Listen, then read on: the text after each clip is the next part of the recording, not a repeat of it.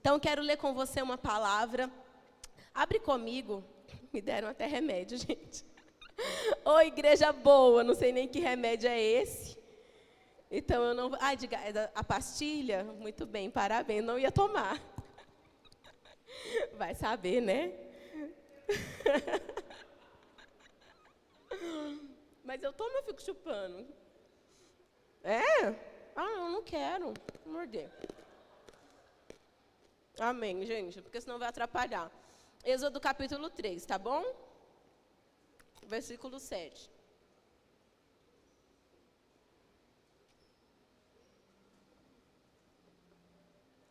Vamos lá.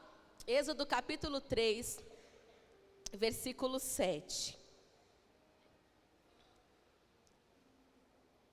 Eu gosto de ver ainda o pessoal folheando a palavra, mas é refrescante a pastilha, muito bom. Vamos lá. A partir do versículo 7 até o 12, nós vamos ler, diz assim: O Senhor disse: Tenho visto claramente a opressão sobre o meu povo no Egito, e escutado o seu clamor por causa dos seus feitores, pois me preocupo com o sofrimento deles. Por isso, desci para livrá-los das mãos dos egípcios e tirá-los daqui para uma terra boa e vasta, onde fluem leite e mel, a terra dos cananeus, dos hititas, dos amorreus, dos ferezeus, dos heveus e dos jebuseus. Pois agora o clamor dos israelitas chegou a mim, e tenho visto como os egípcios os oprimem. Portanto, agora vá. Eu envio ao faraó para tirar do Egito o meu povo, os israelitas. Moisés, porém, respondeu a Deus: Quem sou eu para me apresentar ao faraó e tirar os israelitas do Egito? Deus afirmou: Certamente estarei com você. Este é o sinal de que sou eu quem o envia.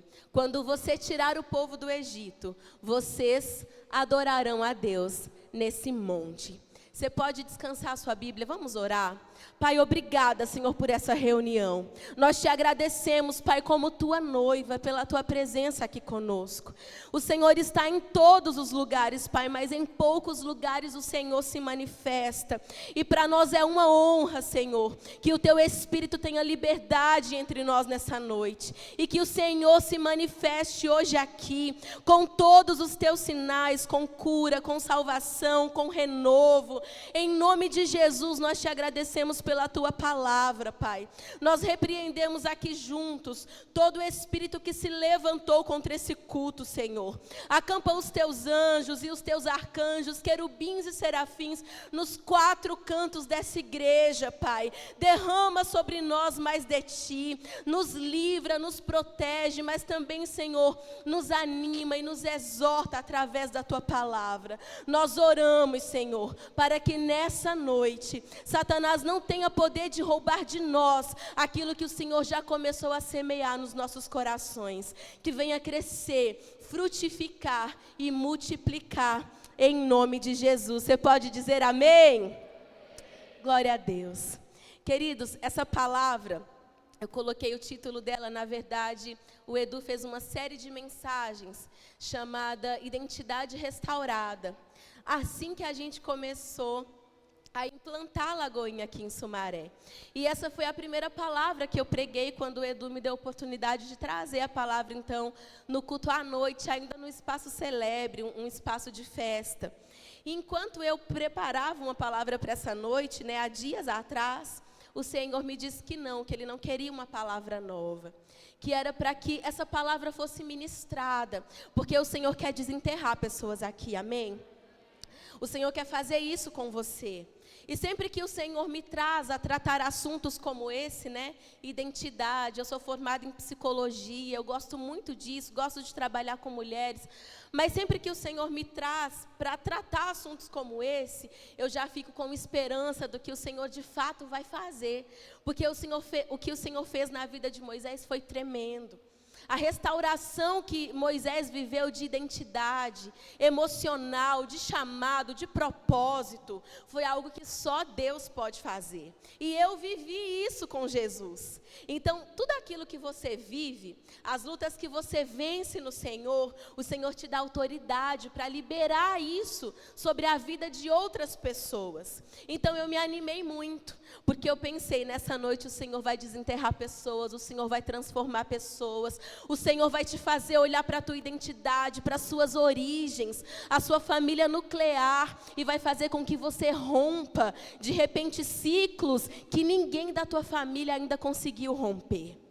É isso que Jesus faz quando Ele trabalha na nossa identidade. Ele quer nos mostrar como de fato Ele nos vê e conta conosco. Como eu disse para vocês, foi isso que Moisés viveu. E quando Moisés, então, ainda nem tinha nascido, alguns aspectos da personalidade dele, do caráter dele, já estavam sendo ali construídos.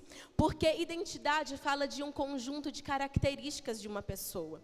Você pode ver aqui, o Edu é todo de um jeito diferente de mim. Eduardo vem aqui, ele fala de uma maneira. Ele, ao longo da vida dele, foi se construindo dessa forma. E eu de outra. A mesma coisa você. Você também, ao longo da sua vida, vai desenvolvendo a tua personalidade. Quem você é. Hoje está muito na moda falar de temperamento. Eu também falo muito sobre isso. Temperamento a gente não muda, mas a gente molda ele. Porque nós temos o Espírito Santo que nos ajuda a moldar até o nosso temperamento. Mas personalidade a gente vai construindo ao longo da vida. Porém, alguns estudos mais recentes, na área científica mesmo, trouxe para a gente que nós, seres humanos, nós vamos sendo construídos, mesmo antes do nosso nascimento. Para as mulheres que estão aqui, por exemplo, as mulheres já nascem com todos os seus óvulos. O homem não. Ele vai ali liberando os espermatozoides e produzindo mais. Mas a mulher não. A mulher já nasce com todos os óvulos que ela vai liberar ao longo da vida inteira.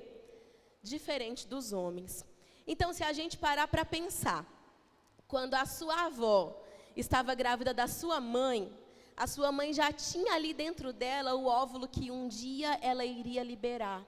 E que seria fecundado e que se originaria em você. Então, não é mais somente a emoção da tua avó que você precisa parar para pensar, mas da tua bisavó, sabe? De gerações anteriores a você. Como é que elas foram sendo geradas? Como é que tudo foi sendo desenvolvido para que hoje você fosse o ser humano, o adulto que você é? Então, sempre que você olhar para um adulto, você precisa, para entender o adulto, prestar atenção na criança que esse adulto foi. E se a gente parar para pensar biblicamente, nós temos uma herança genética, mas também temos uma herança emocional. E a Bíblia nos fala de uma herança espiritual. A palavra nos diz que o Senhor afirma: eu visitarei a iniquidade dos pais nos filhos até a 3ª e 4ª geração. Mas se o Senhor parasse por aí, talvez você ia olhar e falar assim: não tem jeito para mim então, pastora. Porque se eu voltar 4 gerações atrás, meu Jesus amado, é só desgraça. Mas o Senhor, Ele continua escrevendo assim: porém usarei de misericórdia para até 1000 gerações, daqueles que me amam e guardam os meus mandamentos. Glória a Deus que o Senhor, Ele não para nesse versículo, nesse momento. Mas a partir de você, até 1000 gerações serão chamadas abençoadas, pelo que você está plantando hoje, pelo que você está vivendo hoje no Senhor. E com Moisés não foi diferente. Se a gente parar para pensar no contexto de Moisés, quem conhece a história dele sabe que os israelitas, eles estavam cativos lá no Egito. E quando eles estavam cativos no Egito, eles foram se multiplicando, foram se transformando num povo poderoso, em número, mas também em habilidade, em dons, em riqueza. E aí se levanta um faraó, um rei, e fala: não, vamos fazer o seguinte, vamos escravizar esse povo e vamos também matar todos os meninos. Se as mulheres gerarem meninas, as meninas podem permanecer vivas, mas se for menino, você mata. É um pouquinho que a sociedade está querendo fazer hoje com os homens, não é? Em outra esfera. Mas aqui era morte literal. Então, o que começa a acontecer? A mãe de Moisés, certamente, quando engravidou dele, deveria ter passado a geração inteira desejando que Moisés fosse uma menina. Não existia ultrassom. Ela não conseguia saber de antemão qual era o sexo do bebê que ela esperava. Então, você imagina que estava lá a mãe de Moisés, gerando uma criança, que na cabeça dela estava assim: existem dois caminhos para essa criança. Ou ela vai nascer e se desenvolver, e se transformar numa mulher maravilhosa, ou se nascer e for um menino, é a morte para ele. E você sabe que vários estudos também nos trazem dados a respeito disso, de como é impactante quando os pais desejam o bebê que está sendo gerado. Eu não sei qual que foi a tua concepção, como é que foi. Se eu te desse de repente um microfone, você ia ter muita coisa para contar. Ah, pastora, a minha mãe não queria que eu fosse eu. Ah, a minha mãe tentou me abortar. A minha mãe queria que fosse um menino, meu pai queria que fosse um menino. Não era para ser eu sou o único diferente da minha casa. Meus irmãos falavam muito isso para mim. Ô Fá, você é diferente, você não percebeu ainda? Você foi achada no lixo. Irmão, é uma bênção, né, gente? Quem tem? Ô Senhor, né? Só a graça. Isso nunca entrou no meu coração, pela forma com que os meus pais me tratavam. Mas, na vida e no coração de muitas pessoas, isso teve a capacidade de entrar. E aí, quem sabe você foi se sentindo inadequado. Você não pôde ser você. Você não pôde se expressar. Porque um dos resultados de quando os pais desejam muito aquela criança é que o filho nasce com uma forte identidade. Ele tem espaço para ser ele, para errar, para acertar, para mostrar os seus talentos, as suas características. Mas aqui não foi o que aconteceu com Moisés, certamente, porque a Bíblia não diz, mas a gente pode imaginar isso. Então traz para a sua história, aplica na sua história. E se de repente você nunca fez esse exercício, conversa com a tua mãe. Talvez para você entender coisas da tua vida, você vai precisar conversar com alguém que esteve em momentos onde você não esteve, para que você comece a entender o porquê que você é assim. Não é à toa você ser do jeito que você é. Então Moisés estava sendo ali gerado, provavelmente com esses sentimentos a respeito da mãe dele. E aí Moisés nasce. E quando Moisés nasce, tem um motivo muito peculiar e tão inusitado de Moisés ter sido escondido pela mãe dele. Se a gente ler a história, a gente vai ver que o escritor disse o seguinte: quando Moisés nasceu, a mãe dele o escondeu por 3 meses, porque viu que o filho era muito formoso. Curioso, né, gente? Que mãe que não acha o filho bonito. De repente, quando aquela mulher olhou para Moisés, é maravilhoso, meu filho, vou guardar. Nossa, é uma... Né, se fosse outra pessoa de fora, ia falar, que trocinho feio. Mas a mãe vai achar bonito. Esse foi o motivo dela de esconder Moisés por até 3 meses.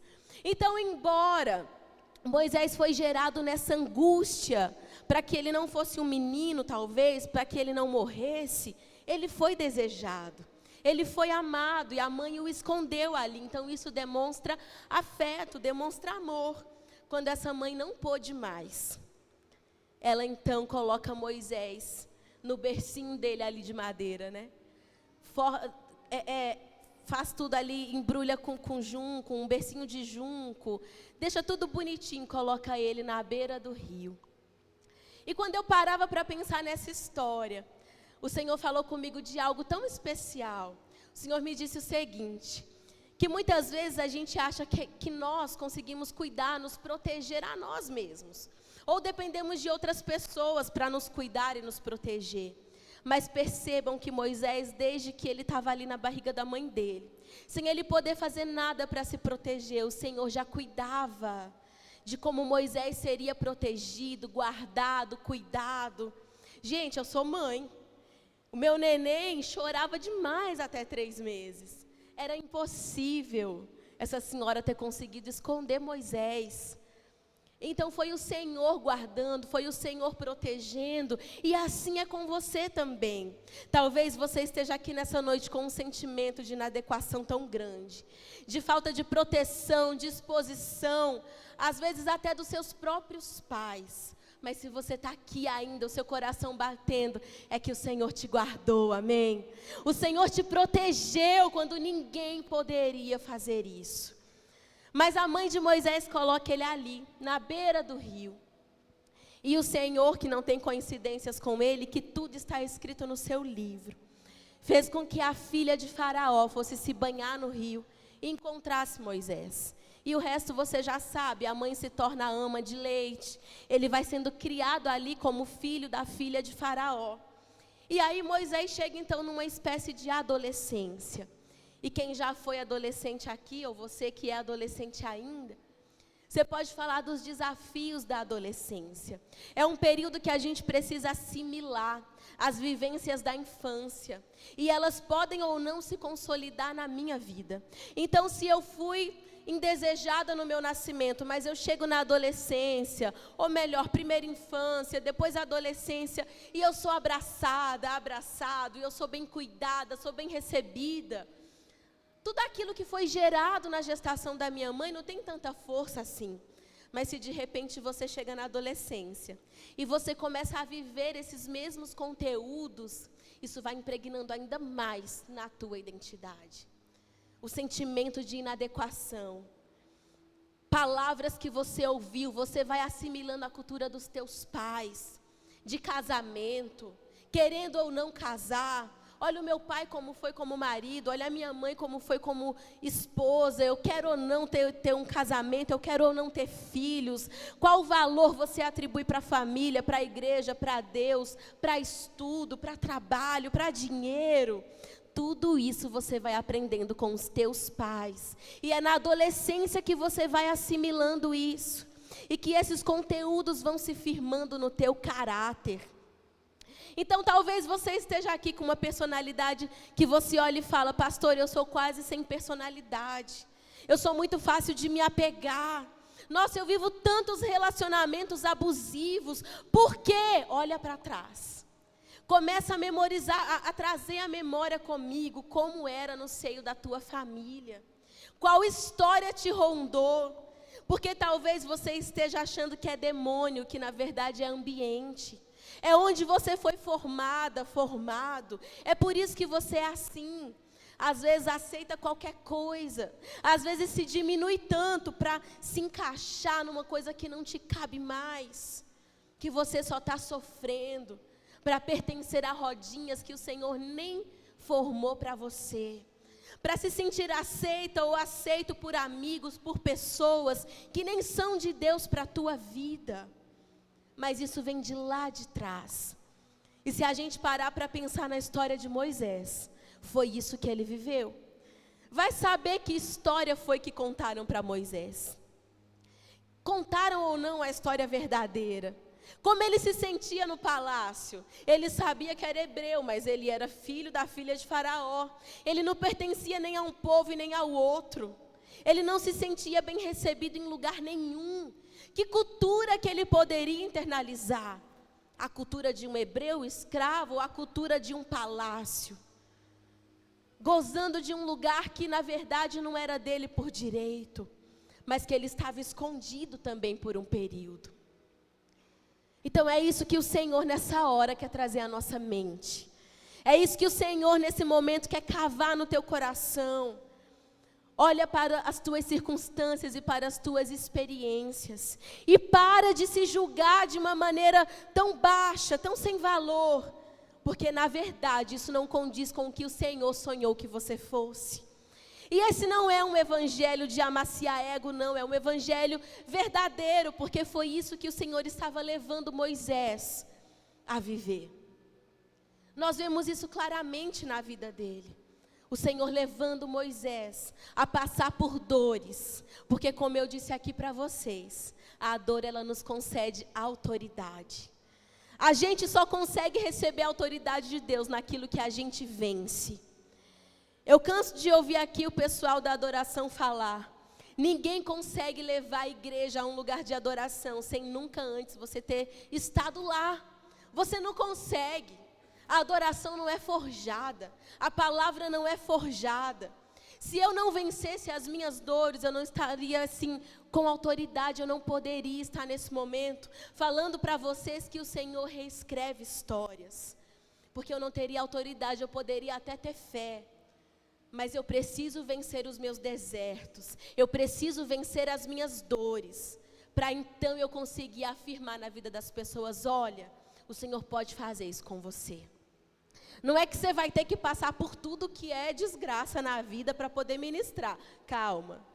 O Senhor não te vê como um lutador, um He-Man, um Rambo. Não vai vir só guerra para você não. Vai vir bênção também. Mas é para você não desanimar, não desanima. Nessa noite, seja qual for as tuas dores, seja o que for que doa no teu coração, e você olha e pensa, eu queria tanto, pastora, romper com esse contexto e sair daqui. Queridos, é possível. A gente pode deixar um pouquinho Moisés de lado e a gente pode pensar no nosso Jesus. Tem um propósito de termos nos evangelhos 2 tipos de genealogias de Cristo. Se você for em Mateus e em Lucas, você vai ler ali 2 genealogias, e aqueles que têm a fé meio estremecida, vai pensar assim, olha, pastor, eu acho que é porque a Bíblia está se contradizendo. Não, tem motivo, tem propósito. Mas se você for pegar para entender quem eram os familiares de Jesus, qual que foi a genealogia dele, você vai falar, não é possível que Deus escolheu essa descendência para que dessa descendência viesse o Cristo. Idólatras, pessoas abusivas, pessoas que sacrificavam crianças a deuses estranhos, prostitutas, viúvas, tantas pessoas que você vai olhar e falar, se eu fosse escolher uma genealogia para o meu filho, seria só top de linha. Mas tem um propósito de Deus fazer isso. É porque de repente você vai ser pioneiro lá na sua casa. Você vai ser o primeiro. Eu venho de uma família, gente, onde eu fui a primeira de muitas coisas. De muitas coisas, mas o que eu quero frisar com vocês aqui hoje, até porque eu estou vendo vários rostinhos e vejo aqui uma maioria tão jovem. Mas eu quero falar para vocês que eu fui a primeira a romper na minha família com essa questão de estudo acadêmico. Os meus pais eram muito humildes, eles não valorizavam tanto isso. E isso foi sendo impregnado na minha identidade. Mas chegou um certo momento, onde através de um caminho de dor, o Senhor me fez valorizar o estudo, a formação. E é claro que o Senhor, como um pai, Ele patrocinou financeiramente falando, tudo aquilo que eu precisava para os meus estudos e formação e para que eu rompesse com um ciclo familiar. E eu profetizo na tua vida que vai acontecer com você aqui também nessa noite. Você pode dizer amém? Você crê nessa palavra? Pode deixar o Senhor ver que você acredita. Você sabe o que você está vivendo. Então, se essa palavra está caindo num lugar no teu coração, que o Senhor está mexendo e você está recebendo, deixa o Senhor ver que você acredita no que Ele está falando para você. Eu profetizo que o seu casamento vai ser melhor do que o que os seus pais viveram. Que você vai mais longe do que onde os seus pais foram. Que você vai ser mais próspero, não apenas financeiramente, mas em todas as áreas da sua vida. Que a sua comunicação vai ser melhor. E talvez você esteja aqui pensando, não, pastora, com a minha família está tudo bem. Foi tudo bem, eles foram exemplos para mim, mas o Senhor quer te levar mais longe. O teto do seu pai vai ser piso para você. Você vai construir um edifício maior, coisas maiores. Porque o Senhor, quando Ele começa a fazer algo numa geração, Ele sempre faz melhor na próxima geração. Deus começa um trabalho, na próxima geração, Ele aperfeiçoa esse trabalho. O Senhor começa a fazer algo, você pode perceber. Os filhos dessas pessoas vão sempre em lugares melhores. E eu não estou falando, gente, de finanças apenas. Eu estou falando em experiências com o Senhor. Eu estou falando de envio na presença do Senhor. Eu estou falando de finanças também. Estou falando de casamento, de filho. Eu faço isso com o meu filho hoje. O Noah, desde 6 meses, quando ele começou a comer, introdução alimentar, eu falava com ele, bebê, vamos orar com a mamãe? E eu, pensei, vamos usar um símbolo para ele entender, como bebê, o que é orar. E eu sempre fazia assim. Quando ele estava com uns 8 meses, eu fui fazer com ele de novo. Eu falei, bebê, vamos orar com a mamãe para a gente papar? Ele já fez assim sozinho. Hoje, com 2 anos, ou melhor, com 1 ano, eu comecei a repetir a mesma oração. E ele gravou a oração. E aí a gente orava junto. Chegou um momento que ele falava para mim, mamãe, é o bebê que vai orar. E ele orava e eu repetia. Hoje, com 2 anos, ele tem a oração própria dele. E ele já fala, papai do céu, abençoa as crianças da igreja, a igreja, os dinossauros, tudo quanto é desenho de dinossauro que ele gosta, ele sai abençoando. Mas é a oração espontânea dele. Então não se importe se Jesus nessa noite te chama como pioneiro. Para você começar algo que você não viu na tua família. Porque o Senhor quer te levar além de onde os seus pés já pisaram, mas os teus filhos, eles irão mais longe. E as guerras que você vencer, os teus filhos não precisarão lutar. Eles serão chamados descendência do Senhor, geração bendita do Senhor. Coisas que você não viveu, você pode produzir hoje, porque vai ecoar na eternidade. Pensa comigo como foi então com Moisés. Chegou um momento, queridos, que Moisés, não sabendo ainda quem ele era direito, quem defender direito, ele vê um soldado egípcio batendo, maltratando um escravo hebreu. E ele, ali o sangue deve ter fervido, Deve ser igual a gente, assim, que é pernambucano. O sangue ferve às vezes. E aí ele provavelmente ficou enfurecido, matou aquele soldado e o escondeu. Ele estava defendendo um irmão. Mas depois de um tempo, de alguns dias, o próprio irmão o acusou de ter feito aquilo. E Moisés foge do Egito, porque Faraó buscava matá-lo pela 2ª vez.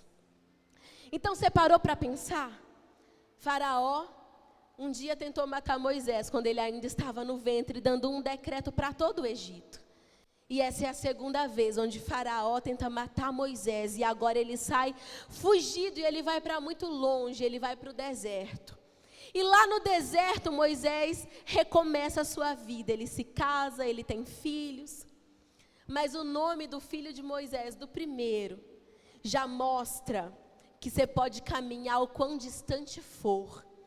Se você não for curado, o Senhor vai fazer questão de mexer nas tuas feridas. Porque uma mulher, um homem curado, ele pode ir até muito mais longe, muito mais longe. Mas alguém que está ferido, ele vai até certo ponto. E o Senhor não quer que você vá até certo ponto. Ele quer que você vá muito mais longe, mas isso só pode acontecer quando o Senhor curar totalmente as suas dores. Apagar a sua história de tristeza e ressignificar tudo aquilo que um dia foi dor para você. O nome do primeiro filho de Moisés era Gerson, que significa sou estrangeiro numa terra estranha. Mais uma vez, ele se sentindo estrangeiro, inadequado, sem pertencimento. Porque aquele que está ferido, ele faz isso, onde ele toca, onde ele se mostra, as dores dele gritam mais alto. Talvez você esteja aqui, Senhor, me unge, eu quero ser usado, eu quero ir mais longe. Querido, a unção sem cura é muito perigosa. Porque você começa a colocar isso na vida das pessoas. O Senhor te usar sem te curar é perigoso demais. Mas nessa noite o Senhor vai começar a fazer isso, amém? Nem que o Senhor precise te fazer voltar, como Ele fez com Moisés. Quando o Senhor fala com Moisés, Ele pegou ali todas as suas bagagens de dor.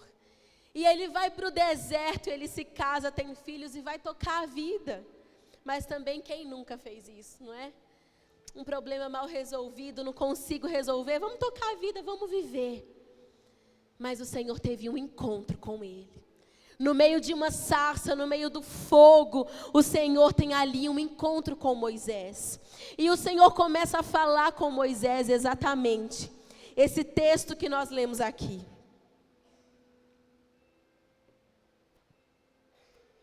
o Senhor começa a compartilhar com Moisés o seu plano de libertação de todo Israel. Então o Senhor começa a contar para ele o que o Senhor deseja fazer e que está contando com ele para isso. Mas Moisés, no meio das suas dores, ele não podia ter outra resposta. E ele olha para Deus e diz: quem sou eu para que o Senhor me envie? E aqui o contrário nessa noite também pode ser verdade. Eu falei sobre pessoas que pedem unção sem estar curadas. Mas também existem aquelas que o Senhor está insistindo em te enviar. E você está pensando assim: quem sou eu? Eu não posso. Eu não estou habilitado para isso. Eu preciso melhorar tal coisa. Eu preciso fazer isso. Eu preciso fazer aquilo. Depois o Senhor conta comigo. E o Senhor está dizendo que não. Que você pode ser como um daqueles 10 leprosos que o Senhor ordenou a cura. Mas ela só aconteceu enquanto eles se movimentaram. Algumas pessoas o Senhor age assim. A gente é curado enquanto a gente se movimenta, enquanto a gente anda, enquanto a gente se doa, enquanto a gente diz sim. E o Senhor é que escolhe o que Ele vai fazer com você nessa noite. Se o seu coração está queimando quando você ouve a palavra de envio e você olha para si mesmo e se acha incapaz, eu quero te dizer: bem-vindo ao clube. Porque não tem uma pessoa que o Senhor chame que ela se ache capaz para fazer a obra dele. Porque não existe homem que possa fazer a obra do Senhor. É o Senhor quem escolhe fazer, apesar de nós, através de nós. Não existe pessoa capacitada o suficiente para aquilo. Nem aquelas que você olha e fale: não, pastor, essa pessoa aqui é boa demais, eu me espelho nela. Nem ela.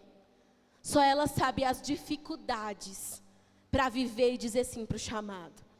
Mas nas mãos do Senhor, uma história de tragédia pode ser totalmente restaurada. Tem uma cidade na Bíblia que se chama Siloé. E Siloé, em certo período da história, uma torre de Siloé cai. E essa torre mata algumas pessoas que estão ali. E essa cidade foi marcada por essa tragédia. Um acidente que matou algumas pessoas. Até que Jesus chega. E Jesus tem esse hábito de chegar e reescrever histórias. Então Jesus, ele olha ali um cego de nascença. E ao invés dele curar aquele cego de nascença instantaneamente, porque ele tem poder para isso, ele coloca barro nos olhos daquele cego e ele diz: vá até o tanque de Siloé se lavar. E ali naquele tanque agora acontece o quê? Um milagre. Então, querido, aquela cidade inteira, que antes era conhecida por uma tragédia, agora é conhecida por um milagre. Um cego de nascença foi até o tanque de Siloé, se lavou e voltou a enxergar. E o Senhor pode fazer isso nas nossas vidas, amém? Histórias de tragédias Ele pode transformar em histórias de milagre. E a tua referência nessa noite pode ser essa. Ai, aquela divorciada, agora pode ser: olha o que Deus fez na vida dela. Ai, aquele menino que vinha de uma origem humilde, que não ia chegar a lugar nenhum, agora pode ser: olha o que Deus fez na vida daquele menino. O Senhor tem poder para fazer isso. E o Senhor continua fazendo essas ofertas malucas para a gente, como Ele fez para Moisés. Moisés, eu certamente serei contigo. Você não precisa temer Faraó, rei algum.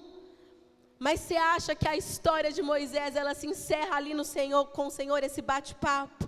O Senhor falando: eu te enviarei, eu serei com você. Você vai chegar em Faraó e vai falar: o grande eu sou me mandou aqui. Você não precisa temer não, queridos. O quanto Moisés se empenhou para convencer o Senhor de que ele não era bom o suficiente. Só que nunca será bastante. Você pode dar ao Senhor qualquer desculpa para o Senhor não te usar, nunca será o bastante. Ele não desiste, Ele não muda de ideia. O Senhor arranca Arão, irmão de Moisés, do nada, e fala: Arão não é o teu irmão. Ele não fala: bem, Então você será para ele como Deus, e ele será o teu profeta. Mas Deus não negocia. Aqueles que o Senhor chama, ele não negocia, ele não vai dar ouvidos. Se nessa noite você der desculpas para ele, ele vai arrancar alguém para te ajudar. Ele vai colocar alguém do teu lado para te impulsionar. Porque pensa bem, Arão era irmão de Moisés, mas ele teve uma outra história. Nasceu num outro período, ele era mais velho. Ele não precisou passar pelo que Moisés passou, por isso que ele tinha segurança. E às vezes você olha e fala: pastor, eu tenho tantos irmãos e eu sou o único diferente. É porque a tua história é diferente. Mas o Senhor não desiste, Ele não negocia. Ele continua nos empurrando, nos impulsionando. E o Senhor está fazendo isso com você aqui nessa noite. Não importa que idade você tenha, que história difícil você viveu, qual momento de dor vem à sua mente enquanto eu falo aqui com você. O Senhor vai fazer exatamente como Ele fez com Moisés, reescrevendo histórias aqui nessa noite, te fazendo ser o primeiro da tua família, pioneiros e pioneiras, o primeiro a começar coisas e a terminar coisas. Eu me lembro quando o Senhor usou um profeta para falar comigo, da faculdade que eu pedi para ele de graça. Eu cheguei à noite no culto, e o Senhor usou um profeta e ele me disse: ó, o Senhor ouviu tua oração, Ele vai te dar a faculdade que você pediu, mas não desiste no meio do caminho. Gente, eu tinha certeza que era Deus falando comigo quando Ele virou e falou: não desiste no meio do caminho. Porque o quanto de curso que eu já tinha começado e não tinha terminado. Você vai começar coisas e vai terminar em nome de Jesus. Sabe, projetos que estão na sua mão. E eu falo, Pai, recebo isso também. Que você olha e fala: Senhor, eu não consigo terminar. Eu não sei onde eu vou encontrar recursos para isso. O Senhor vai fazer chegar pessoas para te ajudar, para caminhar com você, para que você não comece sozinho, não termine sozinho. Mas é o Senhor que vai à nossa frente. E projetos do Senhor não se frustram. Moisés de fato foi quem o Senhor planejou para que ele fosse. Nenhum momento difícil na história de Moisés o paralisou. Aliás, provavelmente o Senhor pensou: meu querido, se você está tentando me convencer a não te usar, imagine a Faraó, se você não vai tentar convencer ele a libertar o povo. Se você é ousado com o Senhor, imagina se você não vai ser ousado com o rei. Eu quero que você se coloque de pé comigo.